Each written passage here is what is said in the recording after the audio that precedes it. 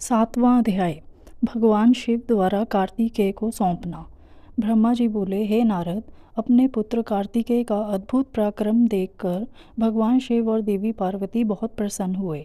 तब सब देवताओं सहित श्री हरि विष्णु और देवराज इंद्र और मैं भी बहुत हर्षित हुए और भगवान शिव से बोले, हे देवाधिदेव भगवान, आप तो सर्वेश्वर हैं, सर्वज्ञाता हैं। संसार की सब घटनाएं आपकी इच्छा से ही घटती हैं।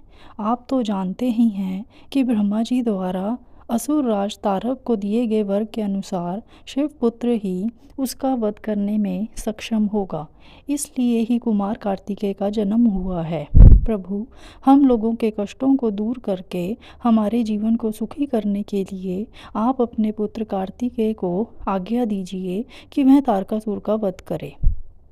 यह कहकर सब देवता भगवान शिव की स्तुति करने लगे। तब भगवान शिव का हृदय हम सब की प्रार्थना से द्रवित हो उठा।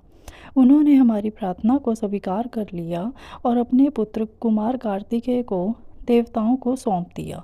तब भगवान शिव ने अपने पुत्र कार्तिकेय को यह आज्ञा दी कि देवताओं की विशाल सेना का नेतृत्व करें और देवताओं के दुखों और संकटों को दूर करने के लिए तारकासुर का वध करें। अपने पिता भगवान शिव की यह आज्ञा पाकर स्वामी कार्तिकेय बहुत प्रसन्न हुए।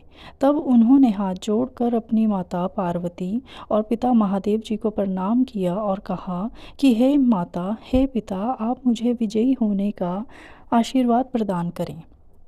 यह सुनकर भगवान शिव मुस्कुराए और बोले, कुमार, निश्चय ही तुम अपने इस प्रथम युद्ध में अपने घोर शत्रु तारकासुर का वध करके विजयी होगे। हमारा आशीर्वाद सदैव तुम्हारे साथ है।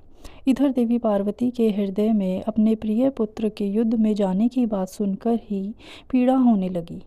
वात्सल्य के कारण उनकी आंखों में आंसू आ गए थे। वे बहुत दुखी हुईं और कहने लगीं, हे नाथ, हे देवाधिदेव, मेरा पुत्र कार्तिकेय अभी बहुत छोटा है और वह तारकासुर महाबलशाली और शक्तिशाली है।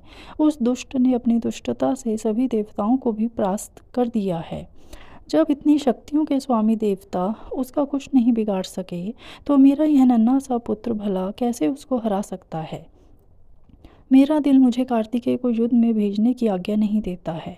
मैं अपने पुत्र को अपने साथ रखना चाहती हूँ। यह वचन सुनकर सभी देवताओं सहित भगवान शिव भी चिंतित हो गए। तब महादेव जी देवी पार्वती को समझाते हुए बोले, हे देवी, हे शिवा, आप सामान्य स्त्रियों की तरह क्यों व्यवहार कर रही हैं। यह मेरा और आपका पुत्र होने के कारण महाशक्तिशाली और वीर योद्धा है। देवताओं ने इसे अपनी अभीष्ट शक्तियाँ प्रदान की हैं। कार्तिकेय की जीत निश्चित है। कार्तिकेय का उत्पन्न होना तारकासुर के वध का प्रतीक है। आप व्यर्थ में चिंतित ना हो और अपने पुत्र को खुशी खुशी तारक के वध के लिए भेजें। भगवान शिव के ऐसे वचन सुनकर देवी पार्वती को बहुत संतोष हुआ और उन्होंने कार्तिकेय को युद्ध में जाने की आज्ञा दे दी। तब सब देवताओं का भय दूर हुआ और उनमें प्रसन्नता की लहर दौड़ गई।